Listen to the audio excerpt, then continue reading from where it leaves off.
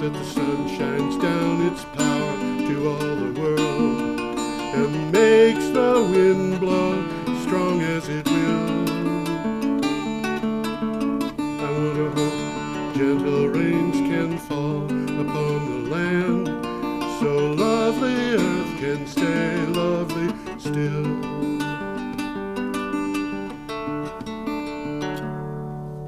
Hello, ladies and gentlemen. Welcome to the 394th edition of Energy Week.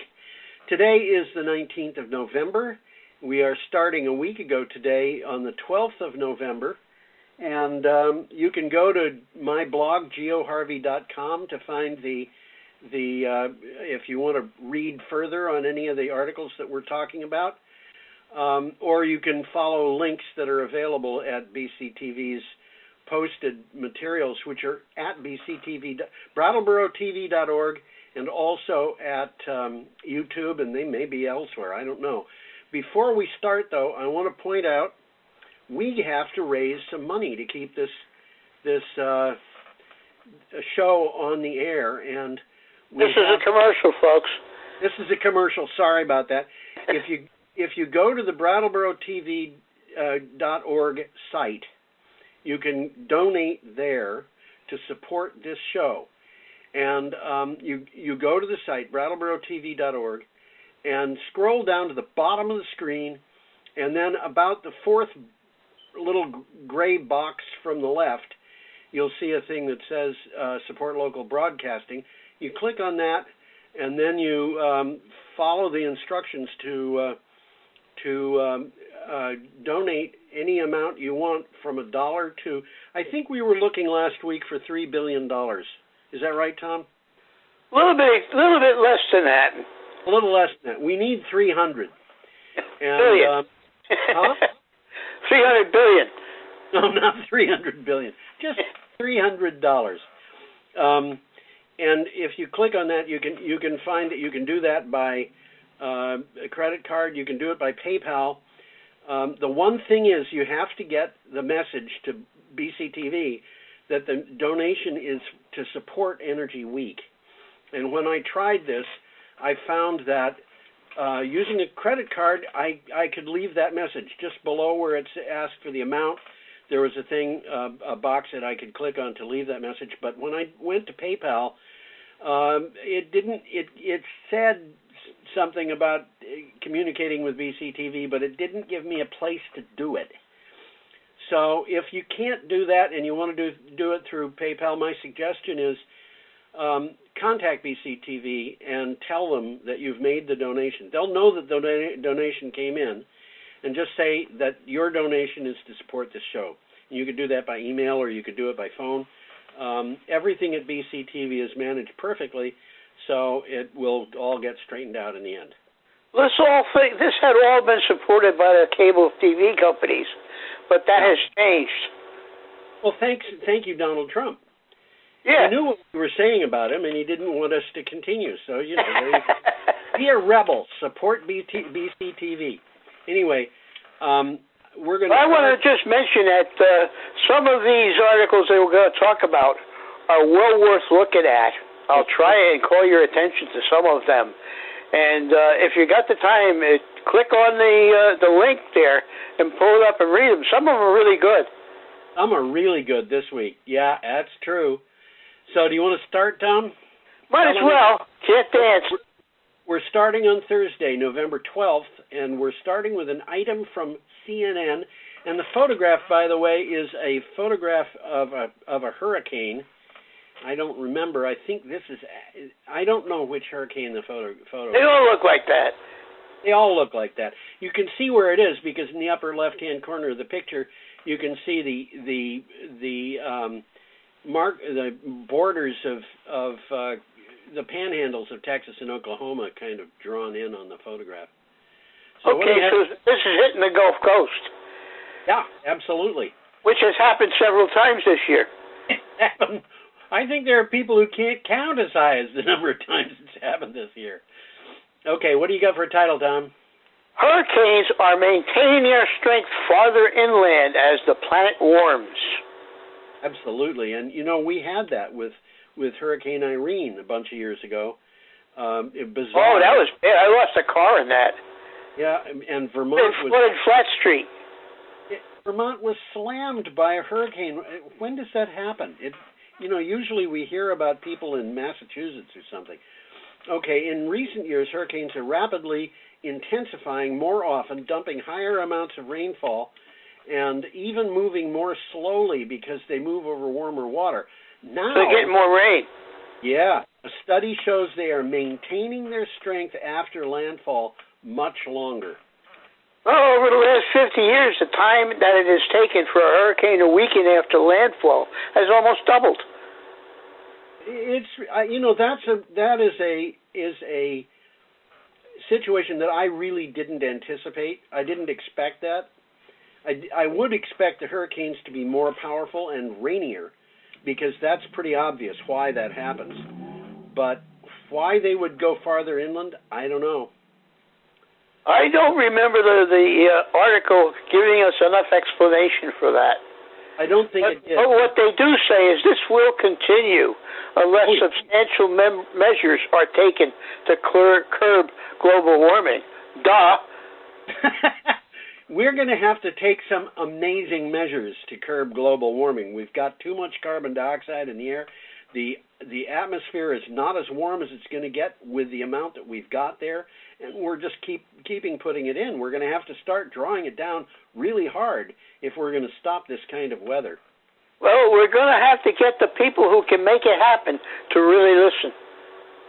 I think that's probably true, but they may be starting to listen. It looks like they are. I hope so. Well, there's some indication that they are, so let's knock on wood. Yeah, let's do that. Let's move along here.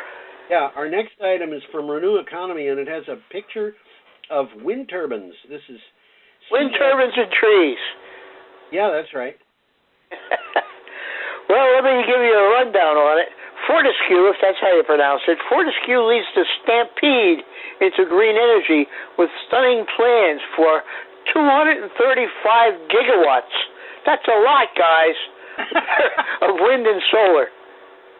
This is bigawatts, and it's more bigawatts than you can count. For sure. That's huge. It's unbelievable. It's so big. The scale of Fortescue's program is breathtaking. To put it into context, 235 gigawatts of wind and solar is equivalent to nearly 5 times the capacity of Australia's main grid. This is mind-boggling, and more than the energy output of the total of such oil giants as Chevron and Total. Now, I want to point out, Australia's main grid is really only the eastern half of the country. So this is a grid that's right. where most people in Australia live, but it's probably enough to support all of the activities of 20 to 25 million people, I would guess. And in actuality, they don't even have one unified grid. They got 5 smaller ones. Yeah. In Australia, they have the main grid is a unified grid in the east, but it's not even connected with the grids in the west. Right. And I didn't know that there were 5, but I find that easy to believe. The thing that's happening here is Fortescue is a mining company. Exactly. Which is really kind of astonishing when you think of it. Fortescue is a mining company, and they are planning on making Australia, or at least they're going to bring Australia to a point where it's way, way, way beyond 100% renewable. Well, they're looking to become a worldwide supplier of green energy. Yes, from Australia, and they're looking at exporting hydrogen, which could be in the form of hydrogen or it could be in the form of ammonia. Well, we've started talking about exactly this on the show, and I think it's going to become a big thing in the near future. Well, the Australians are banking on that. They're putting scores of billions of dollars into making hydrogen, and they've got. It's going to be a big industry for them. Huge industry, absolutely huge. And the one of the upsides of this is even if it turns out that they don't export it because people elsewhere don't want it, they're going to have energy that they can use to supply a real booming economy, doing anything they want to do. Well, here's a quote from the article. There's more than enough renewable energy to sustainably and economically supply every person on this planet. Oh, more than enough. Yeah. There's probably enough to support 10 times the population we've got. Yeah. Moving to renewable energy is not going to be the problem that some people seem to imagine. And well, it's going to happen for one reason and one reason only. What? Economics. Well, by golly. One of the things that's interesting about this is I keep coming across people saying it may be easy to get the first 10% renewable or even the first 50%, but that last 10% getting to 100% renewable is going to be a tough time. And they don't understand renewable energy. When you're talking about a percentage of what is of demand, it's not 100% is not a limit. It's not like we're refining metal or something like that. This is not a limit. We can go way past 100%, and some countries have already done that. Panama has been running on, I think, 1,000% renewable energy for many years, and they get it from hydro dams, and they export the excess energy that they make to Argentina and Brazil. So, this is not a problem, getting to 100%. Well, it's going to happen, and it's going to happen again because of the economics. Yes. I mean, looking at it in a very simplistic manner, it doesn't make sense to pay for your fuel anymore. No, you're absolutely right there. And as a matter of fact, our next article is about people who don't need to pay for don't need to pay for gasoline anymore, if you want to see it that way. We got a really interesting picture coming up here. That last article, by the way, was from Renew Economy, and this is from CleanTechnica. And what we have is a picture of an electric replacement drive for a Mini Cooper. Well, the article says a new conversion kit turns your classic Mini Cooper into a timeless EV. Yeah. And a Mini Cooper, in its day, was a brilliant car. It was big on the inside, small on the outside. How do you do that? I don't know, but it was bigger on the inside than it was on the outside. And it sounds like magic. I just don't understand. And it was fun to drive. It was a brilliant car. I've never driven one. But the people I've known that did drive them just thought they were utterly marvelous. And let me read the synopsis here. Fans of classic cars and Restoramods rejoice. There is now a fully realized and genuinely affordable kit to help you turn your classic Mini Cooper into a fast, clean, modern EV, and best of all, it's even truer to the original Mini philosopher than you might hope for. Well, it's with me. Not only was it a good ordinary car, but people started racing them, and they started winning. They're fighting against Maseratis and BMWs and these little funny-looking cars that win in the race. Yeah. Well, they revived the Mini. The new one looks like the old one, but it's by far not the old car. Yeah. It's larger. It's got more power, but it's not the original car. Now, this kit is made for the original, and it represents a performance upgrade. It's bolt-in. It's suitable for the home mechanic, so they say, and it looks like it is. My question is $10,000 generally affordable, genuinely affordable? Well, I don't know. I know a guy who blew an engine, and he needed to buy a new engine block, and he bought a new engine block for his car, and it cost $32,000. Wow. Well, if you look at that picture there, you'll see the ears in the upper quarters, right and left. Right. That's the whole width of the car, and that is what holds the engine in place. And it's an exact replacement for the original part. So you just take the old one out, put this one in. You're 90% there. Yeah. And the engine itself is that little black square thing with the 3 wires going to it, and the rest is a transmission. And if you look at the transmission, it's got a socket there for the axles, which takes the original axle, fits right in. Right. So this thing, they say it's suitable for the home mechanic, and it looks like it is. I don't know that I'd call this suitable for the home mechanic. There's going to have to be a battery involved in this too. Well, they don't mention that in the article, but yes, the battery is going to have to go in probably flat in the back in the trunk. Yeah, probably, but I don't know that I would want. I'm one of those people who's immune to electricity. I don't get shocked. I've been hit by lightning, and it made me go a little pale. But 12 volts is not going to shock you anyhow. How much? 12 volts is not going to shock you anyhow. 12 volt, is it? 12 volts? Well, battery is usually 12 volts. I don't think the battery in this thing is going to be 12 volts, Tom. That's probably going to be bigger than that. The battery in my Prius, which was my last car, was I think 256 volts. Oh wow! You can get a shock from that. Huh? You could get a shock from that. You could get a shock with that. I respect electricity. I told you I'm immune to it. Well, I respect electricity the way I respect poison ivy, too. I've never had poison ivy. Part of the reason for that might be that I'm immune to it, and a big part of it is probably that I respect it. Okay. I respect electricity, and I'm a little worried about what the voltage would be on this thing when somebody plugs it in.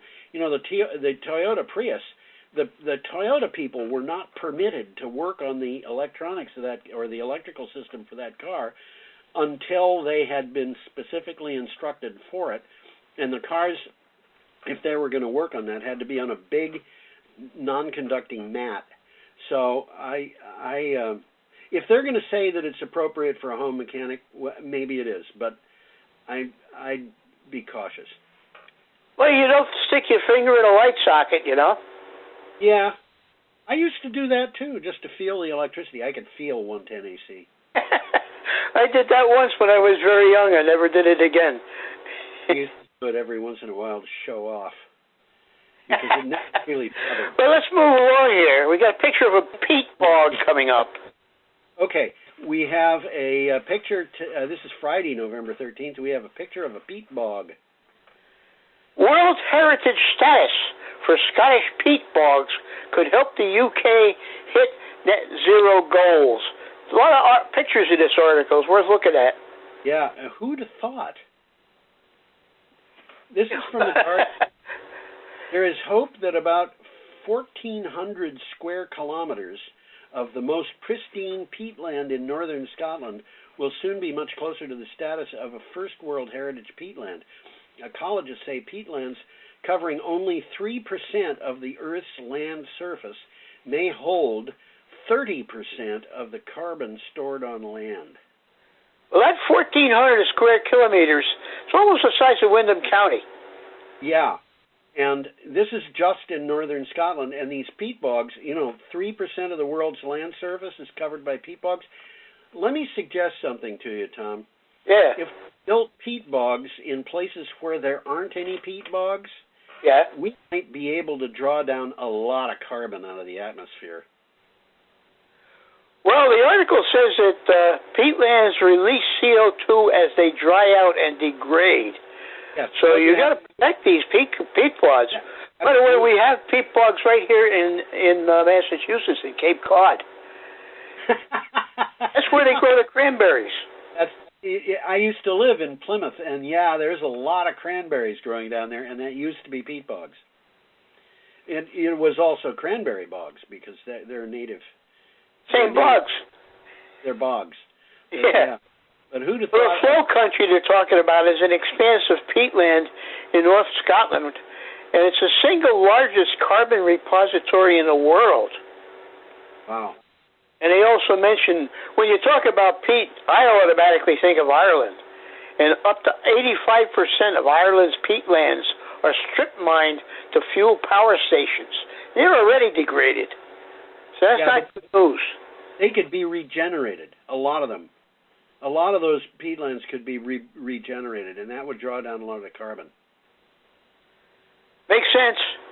Okay, we've got an article coming up from the BBC and a picture of sunset at Neom.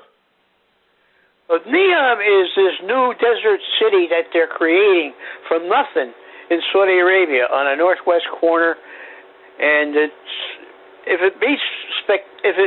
very spectacular, their plans. Yeah. What's the title here, Tom? The desert city to run on hydrogen. Yeah. On the edge of the Saudi Arabian desert beside the Red Sea, a futuristic city called Neom is due to be built. The $500 billion city, complete with flying taxis and robotic domestic help, is planned to become home to about 1 million people. And what will power this city, and what will also be its product? Green hydrogen.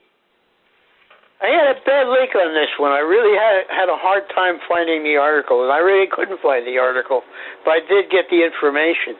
Oh, okay. But Neom is a pristine location on the Red Sea coast. They've picked a good place. And the article that I got said construction work is expected to start in the first quarter of 2019 and will be completed by 2020. So they got to be pretty well on to finishing this up. I don't think they've got the flying taxis and robotic domestic help yet, though. Not yet, I don't think. Well, this is going to be high class. The development is expected to focus on luxurious living and will include high-end hotels and villas. So it's going to be a special place if and when they ever get it done. Well, we'll have to keep track on that. Okay, our next article is from The Guardian, and there's a picture of a bushfire. And if you look at this picture, you might understand why it is that the fire can go through and devastate the ground, but not really burn up the trees entirely. That's what's happening in many cases. Yep. Yeah. Hitting net zero is not enough. We must restore the climate. I'm going to say that again. We must restore the climate. Climate crisis is here now. No matter how quickly we reach zero emissions, the terrible impacts of climate crisis will not just go away. They will continue to cause millions to suffer for centuries to come. Just cutting emissions is not enough. We have to restore the climate. And I just wrote an article about this for Green Energy Times, which will be coming out in a few days. Well, on top of reducing emissions to zero, we must remove huge amounts of greenhouse gases already in the atmosphere. We have to get proactive. The time to start reducing emissions was about the time that the oil industry discovered that they were producing some products that were causing emissions. And what I'm talking about is maybe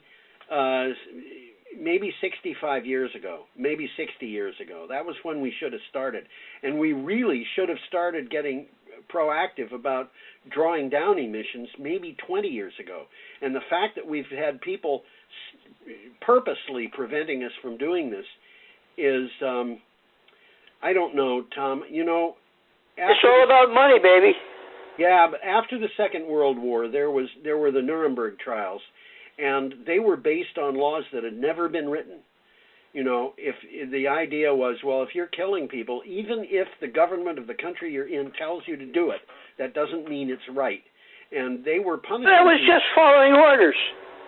Yeah, that's right. In the United States, we have in the Constitution a thing that says basically that you can't be punished for doing something that was legal when you did it. But we have, as a country, supported the idea that there was another standard at work here. And honestly, I think crimes against humanity is something that has been done by people who stood in the way of this of progress on the climate crisis. And I just don't see any other way to look at it. As I just said, it's all about money. That's right.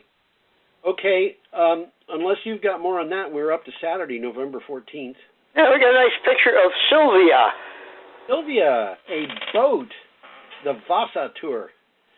You know, Tesla batteries get second life in electric sightseeing boat. This is interesting. It sure is. as Teslas get old or get into accidents, the batteries they had in them become available for new purposes. One clever use is as batteries in electric boats. In Sweden, the sightseeing boat Sylvia is powered by used Tesla batteries that were combined for 190 kilowatt hours of energy storage capacity.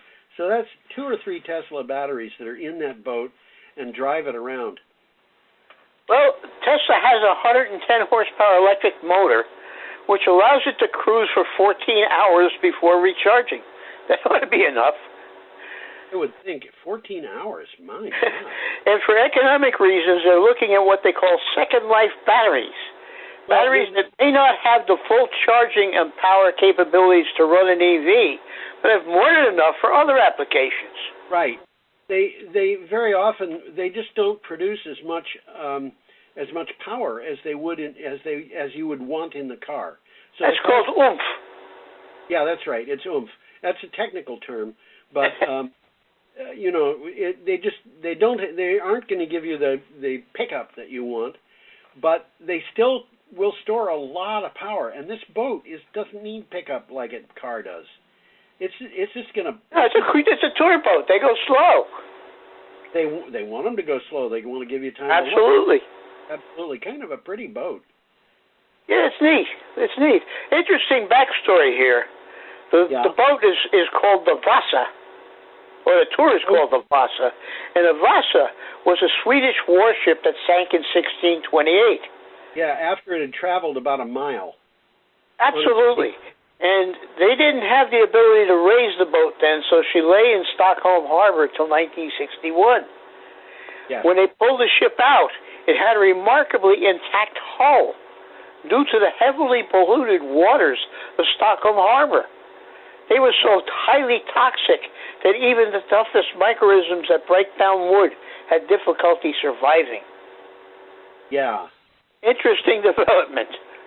When I see this and the name is Vasa, I think of a Swedish girl who was a friend of mine when I was a teenager, and she was explaining to me how great the Vikings were. And I said, "What are the Vikings?" And she said, "People who came from the country that she lived on. She lived in a place called Goatland." Yeah. Well, Goatland is Gotland, which is a big island in the Baltic Sea. And, you know, pronunciation, I think she would have pronounced that Wassa. But it's probably would. We call it Gotland, but Goatland it is. Yeah. Why is it called Goatlands? Because the goats lived there. Goats? I'm not sure about that. I think it has more to do with the Goths. What we call the Goths, and they call the goats. Okay, let's get out of this. Goats. Who knows? We got an interesting picture of a railroad here coming up. Yeah, cars loaded with coal, and this is from CleanTechnica. Interesting personal story about that. About 20-odd years ago, my sister and I took a train to the West Coast, or rather a series of trains, just for an excursion. And when we got into the western section past Chicago, we're going through to the North Dakota and all of that. Interesting thing happened. Normally, I would expect, and it used to be this way, that a passenger car would have right-of-way. And they were taking this passenger train and shunting it to the side where it would sit and wait till a coal train went by. And this coal train was like 100 cars of nothing but coal. So they had right-of-way over the passenger trains. You know what had right-of-way over everything else? I had a great uncle who worked on the railroads at a time when they were still running silk trains that would take the silk from the West Coast to New York, and they had priority over everything else. And his job was to run down the train every time it stopped and check the bearings to make sure they didn't have a hot box. Yep, they used to do that. Well, the Department of Energy welcomes the hydrogen economy of the future, which we will be talking about in the future. Yeah. A strong focus on green hydrogen as the cost of producing it keeps dropping. Yeah. And they say hydrogen's already used in all sorts of applications. And almost all of today's hydrogen is produced from coal and gas. Yeah. But green alternatives using low-cost wind and solar power are rapidly emerging. And we're going to talk a little bit more about this later. We're going to talk more about that. I don't know. Did you read the title on this article? Cars, well, let's see. No, I didn't. USA readies itself for a green hydrogen rumble as Trump slithers out the door. Yeah. Donald Trump made coal a centerpiece in the 2016 campaign. He still hasn't conceded, has he? No, I don't think he has. But he dropped the whole idea just 2 years after taking office, or so it seems, because there was no job-saving coal plan that ever came forward. That never happened. Yeah, he was going to save the coal industry. Now he doesn't dare talk about it. Well, he didn't say anything. I actually think he believes he won. I don't know, Tom. You know, it's hard to tell. There's a thing called denial. It's a psychological state, and people should really investigate our times to see what that's all about, because it's a lot of people go into it, and it's. I mean, my Uncle Charlie, the same guy who had the job with a train, would get up in the morning. I remember him getting up in the morning and having breakfast, which consisted of 2 Boilermakers. That is 2 bottles of beer and 2 shots of whiskey for breakfast, and he denied that there was any alcoholism problem at all. And that was just months before he died of cirrhosis of the liver. Oh, wow. And he was brilliant. He was absolutely brilliant, but he was in denial. And we have people, we should really look at that as a country, I think. Okay, should we go on, Tom? Yeah, we got a picture of a natural gas plant coming up. And an article from Scientific American, and we're still on Saturday, November 14th. Biden and the electric utilities are split on emissions goals. This is a good article. It's well worth reading. Yes. Scientific American. As President Trump rolled back environmental regulations and boosted fossil fuels, or at least he tried to, utilities forged ahead with plans to reduce emissions. But while 33 utilities pledged to eliminate emissions by 2050, Biden campaigned on a promise to have 100% clean electricity by 2035. You know, Tom, I don't know that we're going to have 100% clean electricity by 2035. Well, we can. We're going to be very close, and I think we could actually do it sooner than that. It's just a matter of... Well, I think the economy is going to require it. I don't mean the economy, I mean economy, the cost of generating electricity. Well, we've got stuff coming up, and maybe we should review this when we look at the stuff from Lazard, because the stuff at Lazard is very damning for... It is interesting. Let's wait till we hit that. Yeah, we're up to Sunday, November 15th, and we have a picture of a wind farm from Unsplash. Unsplash, by the way, provides free use photographs that are of particularly high quality. So, and this is from CleanTechnica. Interesting picture. I kind of like that. I do too. It's the end of the world as we know it, or not. This is a very pessimistic article. The recent study published in the journal Scientific Reports says it's too late to stop climate change. Some scientists disagree, but arguing about which climate model is most accurate diverts our attention from what's most important. The Earth is warming too fast, and we have to act on that. You know, Tom, this article reads as a very pessimistic article. Yes. The fact of the matter is, I have believed for years, I think, that we can't stop climate change. It's just going to keep on going. But on the other hand, the good news is we can make things a whole lot better by working on it, and it isn't the end of the world.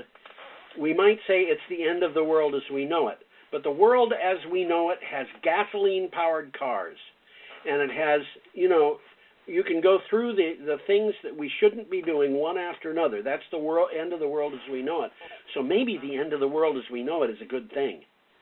Well, some of this is changing as we speak. I mean, a gasoline-powered car, I don't think it's got much more than 15 years before they stop making them at all. I don't think it's got 15 years, and as a matter of fact, I'm not even sure that it's got 5.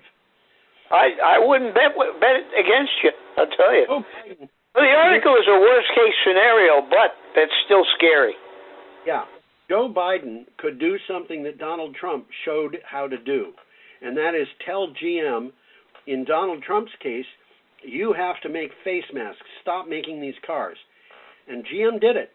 And Joe Biden could say, you've got to stop making internal combustion engines, but we're going to give you a little incentive to make systems that you can plug into cars that already exist to turn them into electric vehicles. And if the incentive is right, GM is going to be really happy with that. And so would the other companies. Well, there's a takeaway here, and it's valid. There is only one solution to the challenge of climate change. Stop extracting and burning fossil fuels. Full stop. Nothing else matters. Well, I will disagree with that, because we have to do that, but that isn't enough. We have to do more than that. Should we go on, Tom? Yeah, we got a picture of a nuclear power plant. And this particular article comes from World Nuclear News, which is obviously a pro-nuclear publication. I do find material from them from time to time. Looks like pollution, but that's just steam. Yes, that is steam coming out of cooling towers. Those cooling towers never give off smoke unless there's really wrong. Well, they could give off smoke if something in them caught fire. But well, it's not in the picture, not visible, but somewhere on that plant there's a huge, tall smokestack. Even nuclear power plants have a huge, small smokestack, and I'm not sure I know why. I don't know why that is either, but I have observed that. You're right about that. There are 2 domes on the left side of that. You just barely see them. Barely see them, exactly. I think those are the reactors, and in fact, each of them has a thing that looks like a smokestack coming up from the left side. Those might be... It's not very tall. Well, we don't know exactly how they're placed. They may be rather far away. What do you have for title, Tom? Nuclear power plant. DOE, Department of Energy, publishes a strategic framework for hydrogen effort. DOE published its Hydrogen Program Plan. A key aspect of the strategy the Energy Agency presented was to enable hydrogen production from a diverse array of low-carbon domestic energy resources, including renewables, nuclear energy, and some fossil fuels with carbon capture. And, you know, I went through this and tried to figure out why. It said in order to do this, we need to have power plants that are going to be able to power it, nonstop. I don't know why that is. They're saying you can't do it with renewables by themselves because they're intermittent. I cannot imagine a single reason why that would be. Can you? No, we got batteries. Batteries eliminate the intermittency part. But do we even care about the intermittency? We're talking about electrolysis of water. That can happen anytime. Yeah. I don't understand. The DOE is dominated at the present time by people who favor nuclear energy. Some people, not all of them, favor nuclear energy and the idea of fossil fuels with carbon capture. And I don't know. I don't know about that. I don't trust this report. But I do think that we have to enable that hydrogen, and it's something that's interesting. The other thing is, it's interesting to me that the nuclear power industry supports this move, and it does so, I think, because they're looking for relevance in a time when renewable energy is making them more irrelevant all the time. And it costs too much. A nuclear power plant is so inflexible that if you can get into a situation where it's producing power that nobody needs, and if that happens, then somebody's got to get rid of some power source someplace, and that is causing significant trouble for the industry because it means that they are feeding power into a grid where the price of electricity is extremely low and in some cases negative. They actually have to pay to get rid of the power. Have to pay somebody to take the energy. Yeah. Okay, we should get on to our next item. Yeah, we got a nice picture of a pipeline there. Yeah, it's an interesting picture. And I don't know what is on the left of that pipeline. It almost looks like a railroad. Yeah, but it goes nowhere. No, it goes to... I thought the same thing. Yeah, it goes to a significant turn. And it could be a railroad if it can operate on a steep incline and uses very short cars. But I don't understand what that is. Anyway, I don't either. It does look like a railroad, though. That's for sure. This is from LA Progressive. It would have to be a special railroad. Minnesota permits pipeline replacement for line number 3. Yeah, and this is important. Although, it's not, a lot of people aren't going to care particularly about it, but it is important. Environmental and indigenous leaders responded with alarm after Minnesota regulators approved key permits of Enbridge Energy's planned Line 3 pipeline replacement and called on Democratic Governor Tim Walz to block any construction for the Canadian company's project. This is another of those pipelines. Yep. And, if you want to know what's wrong with pipelines, well, they carry fossil fuels that are going to get burned, that are going to contribute to the carbon dioxide in the air. They also spill oil every once in a while, and by every once in a while... They do a good job of spilling oil, don't they? They sure do. And every once in a while, unfortunately, in this country, is every few weeks, we don't hear about a lot of the spills that happen because they're just not big enough. But this is a problem. We should keep going, Tom. We've got Monday, Tuesday, Wednesday, and we've got I don't know how many minutes. Well, let's move on to the next one then. We have a statue of a girl on Wall Street. This is Monday. I didn't even know there was such a thing. I know about the bull. She's staring the bull down. It looks like she's staring somebody down. Well, I think she's staring that bull down. And this is from oilprice.com. BlackRock and Fidelity are betting big on this $130 trillion mega trend. What? This is mind-boggling. This isn't just a mega trend, it's a movement. Big money is fleeing anything that's not sustainable.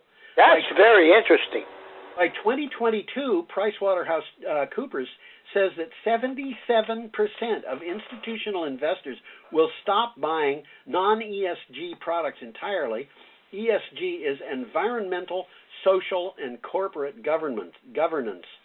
So they're saying everybody on Wall Street is going to be turning to, or at least the institutional investors are going to be turning to sustainable investments, or the big guys are going for sustainables. Yeah, that's what's happening, and this is worth $130 trillion. And you keep talking about the economy. Tom, maybe you're right. Well, $130 trillion is not chump change. $130 trillion would I did a calculation. $130 trillion would pay for a party that would involve everybody in Vermont for the next 2,722 years. Okay, I'm just kidding about that. But well, along the same lines here, let's talk about another one that's coming up. Wind and solar are cheaper than everything, according to Lazard. Yeah, this is from CleanTechnica. A recent Lazard report on the LCOE, this is the levelized cost of electricity, showed that wind and solar are the cheapest electricity in the United States, even significantly undercutting natural gas combined cycle power plants now. And that's only half of it. Solar and wind are much cheaper nearly everywhere. And I want to talk about this graph for a second, Tom. Yeah. There's a lot of charts in this article. Yeah, there's a lot of them. But this is the one that I thought was really kind of shows it clearest. The 4 bars on the left represent the levelized cost of new-built wind and solar plants. The three bars on the right are the marginal costs of coal, nuclear, and natural gas in that order. Right. And you'll notice, look at the right-hand most of the four bars. Actually, look at the I should go through that. The left-hand most bar is the levelized cost of wind. The one to the right of that is the cost of wind with a subsidy. The next one is the levelized cost of solar, and the one after that is the cost of solar with a subsidy. And you'll notice that even the levelized cost of solar, the one that's kind of brown, is almost entirely lower than the marginal cost of coal. And what that means is, for almost all of the coal plants in the United States, it would be cheaper for them to shut down their operations altogether, buy electricity from a solar farm and sell it, than it would be to keep their plants going. And that's why they keep closing them. Yeah, it makes sense. By the way, the levelized cost is the sum of the costs over the lifetime of the power plant divided by the value of the actual power delivered. Yeah, and a levelized cost includes all subsidies, so it's not just what people pay for electricity; is also the subsidies that go in. It's the real numbers. It's the real numbers. But for nuclear, it does not include insurance against disaster, and it also does not include the cost of handling their waste. That's interesting. Yeah. So it's kind of phony for nuclear, isn't it? Yeah, it's sort of. And the fact is that the waste from coal is a disaster. Oh, absolutely. It goes into Nobody's talking about it, but it's big time waste. And a lot of it goes into the atmosphere. The rest of it is held in big piles of ash that are dangerous. And big ash pits, and they're not even talking about them. Well, they do, but not very much. And why don't we have a fishing fleet in Lake Champlain? Well, it's because of coal. It's because the lake was polluted by coal, and it was. Is that so? Well, it was the mercury that came out of the atmosphere falling in the rain. Oh, okay, yeah, sure. And the mercury came from coal. Gigantic trout in Lake Champlain, don't eat it. Can't eat them. Well, you can. You can chew on them, but it's not good for you. Okay, we should keep going. Yeah, move along here. We have another article from CleanTechnica and a photograph of Zach Shahan and Kyle Field, who are Kyle is one of the writers and Zach Shahan is the editor. He's the CEO of CleanTechnica. They do a good job. Yeah, and I've got them in the wrong order there. Kyle Field is the one who's on the left, and Zach Shahan is the person to his right. But nevertheless, what do you got for a title? Tesla's automotive gross margin improves from 18.7% to 23.7%. These numbers are big. That's a lot of money. They're doing pretty well. Yeah, the people at GM are probably sitting back and saying, I wish our gross margin was 18.7%. That's a big improvement. And they explain that a little bit by saying that Tesla is a vertically integrated company, which means they make what they need by themselves. They need a part, they design a machine that will make that part, and then they make that machine. Yes. And so they're marching to their own drum. Well, certainly they are. Okay, we're up to Tuesday, November 17th, with an item from CleanTechnica. This is an interesting article. A green hydrogen scheme sprouts in Scotland with a flow battery. Yeah, I didn't have a picture for this article. I'm sorry. I should have really looked for one. Scotland is apparently not satisfied with its position in offshore wind vanguard. The country has embarked on a new plan to pair tidal power with vanadium flow batteries to produce green hydrogen. This is like tidal I sent you a picture about that you could have used. It looks like a submarine. The tidal power, the tidal battery. It looks like a submarine, and I saw that picture, and even if you look at it on the inside, it looks like a submarine, although a very narrow one. Tidal power is very predictable, and batteries make the output constant.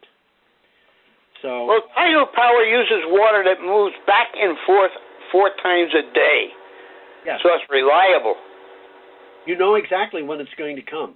Exactly. And you know how much it's going to be, and the battery figures on this, and it stores the energy for when they need it. It's a pretty easy combination to figure out. It's not, you don't have to predict the wind 3 days in advance or anything like that. We're short on time, Tom. Let's go to UVM. Is that okay? Sure is. UVM is leading the largest study of climate change in Vermont. UVM researchers are the picture, and this is UVM News supplying this.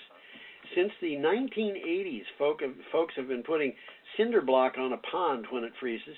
When the ice melts, the block sinks, and a clock is unplugged, capturing the exact time of the melt. I've read about that. That's called Joel's Pond, and you can bet on it. You can wager on when the ice will melt. Really? I'm not surprised. I would have expected that, actually, if I'd thought of it. There is a clear pattern. The ice is melting earlier. Now you have UVM is leading an ambitious climate scientific study. That study of, using a cinder block, and I wonder whether they're not just covering the bottom of their pond with cinder blocks. Yeah, one a year. It's no big deal. Yeah. The idea here, though, is that that's not a scientific study. What UVM is doing is. Okay, as I said... Well, the bottom line is the people who are doing this realize that the changes are occurring. Yes. Okay, our next item is from CleanTechnica. And it's nice picture of a bus. It's a big picture of a bus with Russian writing all over the side. Which says electrobus. Yeah. That's just what it says. It's. I believe you. That's what it looks like. Moscow gets its 500th electric bus. Russia is a major oil and gas country. As the oil industry goes, so goes Russia. Even so, reports say that public transit company for Moscow metro area has put its 500th electric bus into service. The electric bus is produced by Cummins, a Russian truck and engine manufacturer, which apparently is also making electric buses. I want to point out here that Bloomberg NEF last year did an inventory of American electric buses and found that there were something like 650 of them in the United States at that time. So how many? 650. And how many in China? Probably at this point 450,000. Big difference, huh? There's 16,300 of them plus in the city of Shenzhen. How many of us know where Shenzhen is? It's a big city. We don't know where it is, but it's big. Yeah, it's just north of Hong Kong, in case you want to find out. But nevertheless, the United States is so far behind in this market, and it hasn't even got its toe in the water. The biggest company we've got making electric buses is Proterra, I think, and BYD is turning them out like they're BBs. Well, 2 years ago, Moscow Trans launched the first electric bus. Now, it's the largest electric fleet among European cities. This means that they've added 500 electric buses in 2 years. They're going to electrify their entire fleet. Well, they are, I guess. Yeah, sure. Okay, we're up to Wednesday, November 18th, with an item from CNN. We got pictures of some icebergs. We do. Ilulissa ice fjord. And I have Greenland's glaciers could lose more ice than previously thought, raising concerns for sea level rise. Yep. A study shows Greenland's ice is melting much faster than previously thought. Its authors warn their findings show that ice loss in Greenland could exceed even the worst-case scenarios. It was published in the journal Nature Communications, which, by the way, is a very good journal. I don't know. It's a short video in that article. Yeah. And it says how climate change is threatening Greenland. It's worth looking at. 2.5 minutes. Greenland is rebounding because of the weight being removed from it. It's actually the sea. It's rising. It's rising relative to the sea level. We've talked about that. Yeah, we have. Okay, our next picture is a Cummins electrolyzer, and this is from a publication called Heavy Duty Trucking. Well, Cummins diesel's been around for a long time, and they make most of the engines that are in big trucks, ships, trains, all of that. Yeah. And you got a big over-the-road truck. You don't have a GM engine in there. You got a Cummins diesel. And when you start talking about engines going into ships, you're talking about they're big engines. I mean, if this is a piston-powered engine, and you happen to own a cylinder that was stuck in your backyard, you could unroll a sleeping bag in it and camp out. Absolutely. Okay, what do you got for a title here? Cummins reveals a roadmap to a carbon-free hydrogen economy. These people have some big plans. They do. Cummins, an Indiana company known for its diesel and natural gas engine technologies, laid out a path into the hydrogen economy with plans to decarbonize transportation and other industrial sectors it serves while encouraging growth in renewable energy. This is really big news. This is a company that has a vested interest in maintaining fossil fuels, and they are moving away from it. Well, I could talk a lot about it, but I'm just going to say they have some big plans and they make sense. Yes. Our final item is coming up. Who's that? Who's that guy? You know, I wanted to apologize to people and warn them that we may have an image that some people would find objectionable. You know, it's not really obscene, but it's kind of objectionable. And here it is. It's a picture of Boris Johnson and his hairdo. his Trump-like hairdo. No, I think this really outdoes Donald Trump. And it's tame in this picture, unfortunately. But this is from Renews. What do you got for a title? Johnson, that's Boris, by the way, unveils a 12 billion euro plan for a green industrial revolution. It's actually a good article. Yeah, this is not 12 billion euros, though. It's 12 billion pounds. I'm sorry, 12 billion pounds. And a pound is more than a euro. It sure is. This is like, I'm going to say, $15 billion. UK Prime Minister Boris Johnson has taken off the wraps for a £12 billion plan for a green industrial revolution. That green industrial revolution is in quotes. That will support up to 250,000 jobs. Johnson's 10-point plan reiterates London's policy pledge, and by London, I think they're talking about the UK government, which doesn't make sense. Oh, they are, yeah. Absolutely, just like we refer to Washington. Yeah, but, you know, I would think they'd talk about, I don't know, they'd talk about something else. But a pledge of 40 gigawatts of offshore wind by 2030 and 60,000 sector jobs. There have been a number of people who have objected to this plan. It includes nuclear. It includes carbon capture. There are a lot of people in the renewable energy industry and also environmental activists who say you're wasting money if you're building nuclear power plants and carbon. And carbon capture is also wasting money. We just saw. It's expensive. Yeah, here was Lazard. They talked about the cost of coal. They talked about the cost of natural gas. They talked about the cost of nuclear. You put carbon capture on the fossil fuels industry, and all you're doing is raising those costs more and capturing a whole bunch of carbon dioxide that you have to figure out what to do with. And honestly, I don't think burying that underground or putting it in big plastic bags on the bottom of the ocean floor is a good way of dealing with things because it's going to leak. Yeah, a better way of dealing with it is don't create it in the first place. Bingo. Well, Tom, we have come to the end of the show. I had some good stuff too.